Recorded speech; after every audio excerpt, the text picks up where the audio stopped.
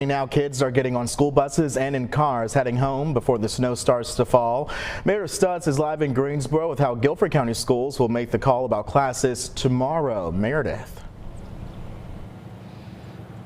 Good afternoon, Devontae. We asked Guilford County schools that million-dollar question about if there's going to be school tomorrow, and the answer is we'll see. After all, as Michelle said, it hasn't even started snowing yet. It's a balmy 40 degrees here in Greensboro. But as you were talking about, there is a 2-hour early dismissal for schools here in Guilford County. And we do know that that decision will be made ultimately by Superintendent Sharon Contreras. And she will work together with the National Weather Service and with first responders to determine if it is safe or not to have school tomorrow. It's a big decision to make. It'll affect at least 83,000 students and staff plus their families. Here's what the school had to say. We know there are a number of kids and young people across Guilford County schools who are excited about the prospect of a snow day since they've not had one in some time, including my 9th grader. So maybe they'll get that wish this time, sometime soon. We will see. All right, so in terms of dismissals today, elementary schools should be dismissing around 12:30 depending on your child's schools. High schools should be dismissing around 1:30 and buses will be running. And as for school tomorrow, we are told that that decision should come around dinner time. And of course, we will let you know on air, probably a push alert, and also on our social media pages. Devontae, back to you. All right, wait and see. Meredith, thank you. Winston-Salem for South County Schools. They are dismissing 2 hours early today. Alamance, Burlington, alongside Randolph, Stokes, and Davidson County. And Asheboro and Lexington City Schools will dismiss 3 hours early. More closings and delays are scrolling at the bottom of your screen. You can also find that full list right now at WXI12.com. Our team coverage continues this Thursday right now in Davie County. Kirsten Gutierrez joins us live in Moggsville. Kirsten, what are you seeing at this hour? Devontae, things are looking good here in Moggsville. Now, things are looking great. It's pretty dry, but it is very, very cold right now. But as you can see behind me, the roads look great. Traffic is running smoothly.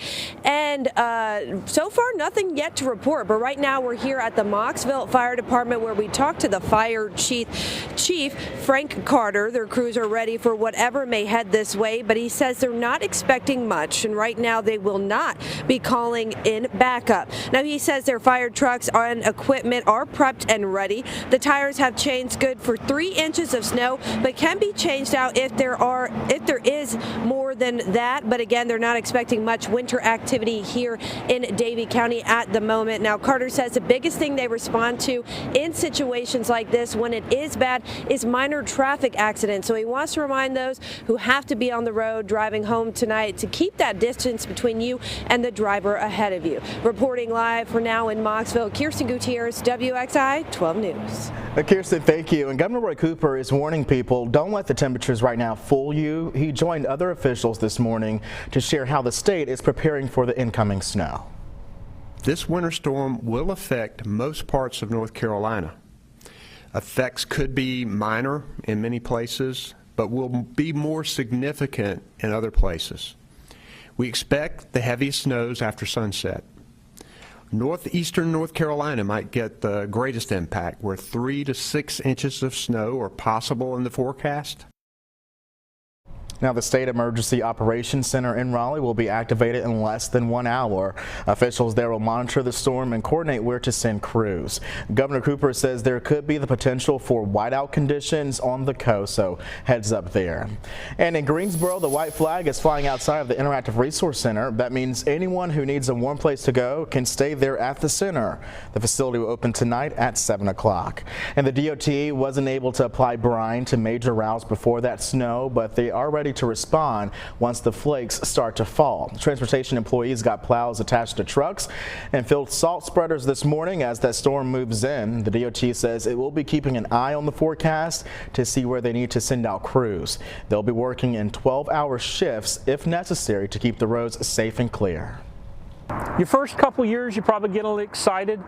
After a while, you kind of dread it. I think it's a gratifying feeling knowing that we're able to help provide a service, and I think that's why most people work for the state.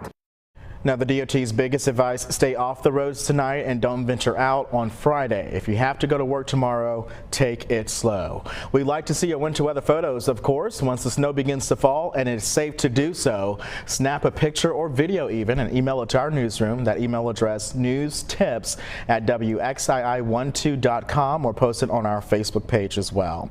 We do want to make sure it's easy for you to stay up to date on the weather forecast. Our WXI 12 News mobile app always has the latest conditions available, live radar, closing and delays, and also those alerts too. It is free to download. Breaking news at 12:08, President Donald Trump's longtime political advisor Roger Stone is being sentenced right now. Stone arrived at federal court this morning in Washington. He was found guilty last November on 7 counts of lying to Congress, obstruction, and witness tampering. Stone's sentencing today follows a wild week in his trial last week. All 4 prosecutors resigned from the case after the Justice Department backpedaled on a sentencing recommendation. In recent days, President Donald Trump has also hinted at pardoning Stone. Well, happening now, a pregnant woman and her unborn child are both dead, and the man accused of killing them is in jail. Henry County, Virginia deputies arrested 35-year-old Thomas McDowell. He's facing multiple charges. Investigators say he shot Crystal McReynolds in the face at a home in Fieldale, Tuesday night. She was taken to the hospital and later died from her injuries. Her unborn child also died. An autopsy will be done to figure out a cause of death. Also happening now, a 15-month-old from Tennessee is missing this afternoon. There's an Amber Alert out for Evelyn Mae Boswell. She has not been seen since December of 26 in Sullivan County. That's in the northeastern corner of the state, along the border with North Carolina and Virginia. Boswell was just reported missing on Tuesday. Investigators are looking into why it took so long. She's about 2 feet tall, weighs 28 pounds, and has blonde hair and blue eyes. Anyone with the details should please call 911. Looking ahead, the president of Wake Forest University will apologize for the school's history of racism. Nathan Hatch plans to address the topic during a Founders Day convocation this afternoon. The school was in the spotlight last year after images from old yearbooks showed students posing with Confederate flags or in blackface. In March, a racist Instagram post suggested Wake Forest build a wall to separate it from Winston-Salem State University, which is an HBCU. Wake Forest set up a new commission to address those allegations. Well, coming up next,